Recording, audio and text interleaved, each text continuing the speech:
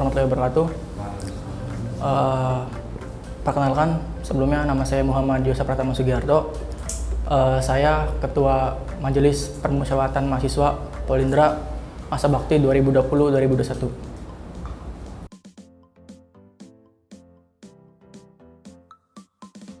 Baik, jadi sebenarnya dari MPM sendiri mempunyai 3 fungsi utama. Yang pertama itu mengenai aspirasi. Jadi seluruh aspirasi seluruh mahasiswa Polindra, entah itu Ormawa dan lain-lain, disampaikan kepada kami. Nantinya dari MPM sendiri akan meneruskan aspirasi tersebut ke pihak terkait. Contoh misalkan dari teman-teman Ormawa menyampaikan aspirasi kepada kami, nanti kami akan kaji terlebih dahulu dan akan kami sampaikan langsung ke wadir yang terkait. Dalam hal ini yaitu wadir 3. Nah, setelah aspirasi tersebut sampai, nanti dari pihak MPM sendiri nge-follow up terus terhadap wadir 3 ini agar aspirasi dari Ormawa itu terpenuhi. Lalu fungsi dari MPM yang kedua ialah pengawasan. Di sini pengawasan dari MPM meliputi seluruh Ormawa Polindra. Entah itu mulai kegiatan, pendanaan dan lain-lain diawasi secara langsung oleh MPM Polindra. Lalu fungsi yang ketiga yang terakhir dari MPM Polindra yaitu mengenai administrasi. Jadi administrasi Ormawa mulai dari pengajuan SK, proposal, RAB, TOR segala macam itu kami yang menangani. Mungkin itu fungsi dari MPM.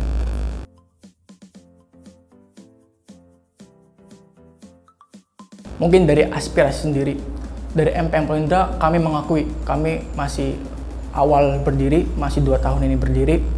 Aspirasi ini belum kita buka. Karena apa? Karena yang pertama faktor eksistensi dari MPM.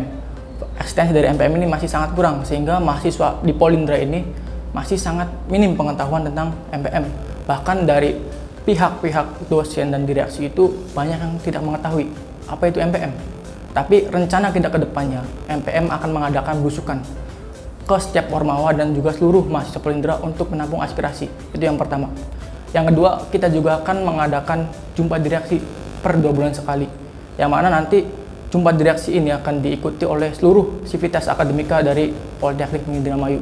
Nantinya teman-teman semua bisa menyampaikan aspirasi secara langsung terhadap direksi Polindra.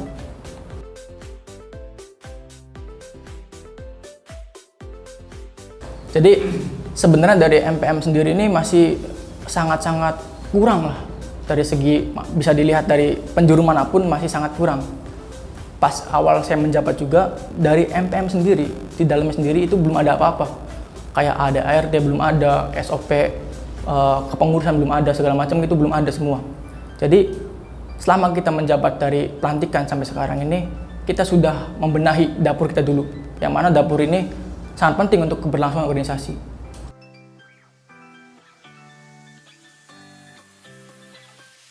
Mungkin yang pertama, dari kita sendiri fokus ke undang-undang Ormawa, yang mana undang-undang ini sangat penting untuk mengatur seluruh kegiatan dari Ormawa, bukan hanya kegiatan saja, tapi juga mulai dari pengawasannya, pendanaannya segala macam yang akan dituangkan dalam undang-undang. Itu yang pertama. Yang kedua, kita ingin melakukan seperti Ormawa pada umumnya, yaitu pengkaderan terhadap adik tingkat kita, supaya pada saat mereka menjabat di kepengurusan MPM, mereka ini tidak mulai dari nol lagi. Mereka punya bekal untuk menjalankan pemerintahan di MPM Polindra. Karena yang saya rasakan sendiri, saya ini belum punya bekal ketika saya menjabat MPM, dan kami ini harus mencari apa sih yang harus kita lakukan di MPM ini. Jadi saya tidak ingin apa yang saya rasakan ini terulang kembali di adik kelas kita nanti.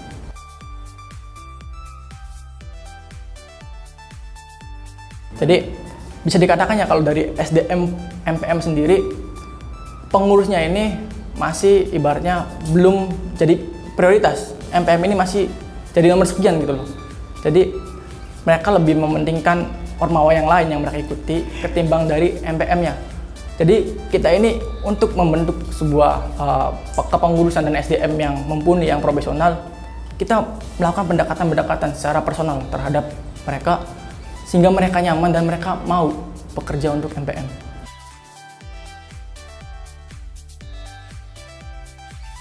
Yang penting kita, generasi yang kita inginkan itu satu, ada kemauan.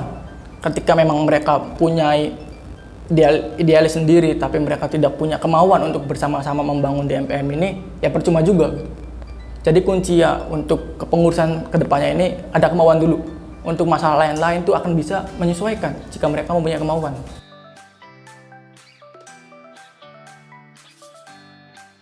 Tantangan. Ya mungkin tadi karena kita ini belum punya dasarnya gitu loh. Contoh dari HMJ, dari Ormawa kan ada kaderisasi segala macam. Jadi mereka ini punya gambaran gitu loh. Kita di sini kan masih minim. Jadi selama kita berjalan pemerintahan juga kita ini ibaratnya mendidik, bukan mendidik apa ya? Menuntun kepengurusan kita supaya bisa menjalankan kepengurusan jadi lebih baik lagi.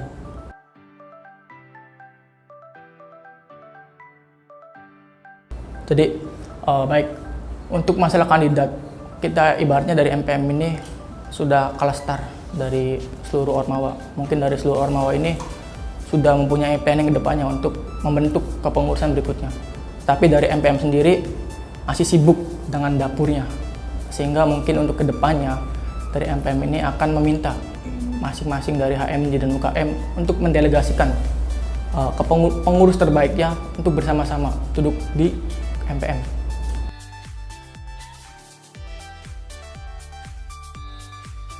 Mungkin dari saya sendiri masih agak rancu untuk mengajak teman-teman semua ya karena tadi mungkin karena saya punya kesibukan yang lain, dari teman-teman juga belum bisa memprioritaskan MPM. Jadi kekurangan saya mungkin itu, kekurangan untuk mengajak teman-teman supaya menjadi lebih baik lagi.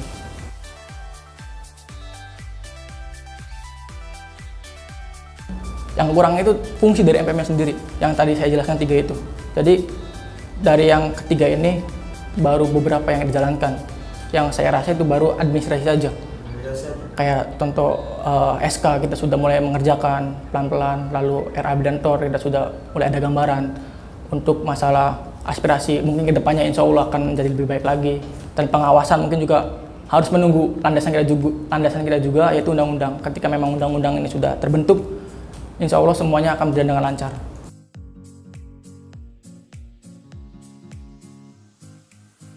Untuk sikap kita juga harus ibaratnya menyesuaikan dengan situasi yang seperti ini. Contoh misalkan ya tadi mengenai undang-undang Ormawa yang memang harusnya sudah terbentuk dari awal, jadi terhambat karena adanya pandemi ini. Ya mungkin itu juga menjadi kelebihan kita karena kita bisa merancang lebih matang lagi. Jadi intinya kita harus menyesuaikan dengan situasi.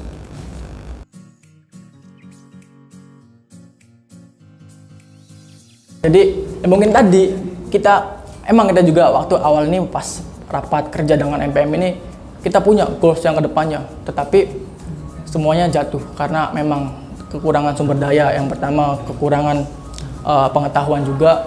Jadi di sini kita menyikapinya dengan ingin membentuk gitu generasi kita ini menjadi lebih baik lagi supaya goals-goals yang memang harusnya terpenuhi sekarang yang terhambat karena COVID ini bisa terrealisasikan nanti ketika memang kita ada regenerasi. Jadi intinya pada saat sekarang kita ini fokus terhadap dapur kita coba untuk sedikit-sedikit bekerja terhadap 3 fungsi MPM sendiri.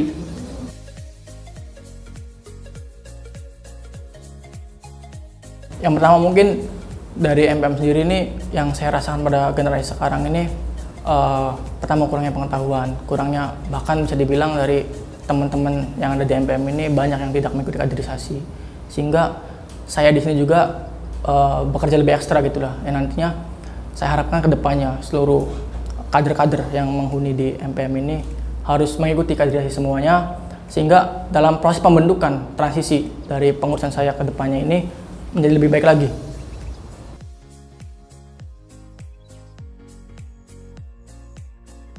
Ya mungkin untuk resolusi saya dari terhadap MPM ini, saya tidak mau berekspektasi terlalu lebih karena ketika kita berekspektasi terlalu lebih, kita juga harus siap untuk sakit lebih. Jadi resolusi yang kita inginkan dari MPM ini, untuk tahun sekarang kita harus bisa menjalankan 3 fungsi dari MPM sendiri. Walaupun nanti kedepannya kita banyak permasalahan, banyak kesalahan, tapi kita juga sudah bisa mencoba menjalankan 3 fungsi MPM ini supaya kedepannya juga kita bisa mengevaluasi, ini loh yang kurangnya dari kepengurusan kami, ini loh yang kurangnya dari aspirasi dari pengawasan dan administrasi.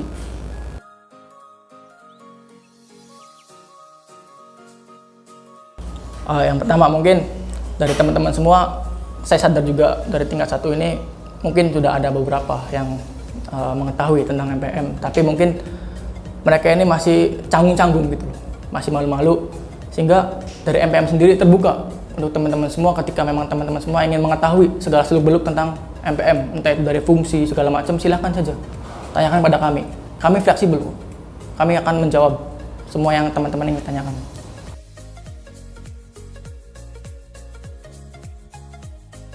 Yang pertama, dari masing-masing HMJ, di situ ada delegasi-delegasi dari MPM. Silakan teman-teman semua tanyakan kepada mereka. Kalaupun mereka teman-teman tidak mengetahui tentang pengurusan MPM di masing-masing HMJ, teman-teman bisa menanyakan kepada ketua angkatannya atau kepada kahimnya. Yang kedua, kita juga punya media sosial di IG MPM Polindra. Nanti silakan teman-teman bisa langsung DM di situ. Insya Allah kita akan fast respon menjawabnya. MPM Viva Legislativa.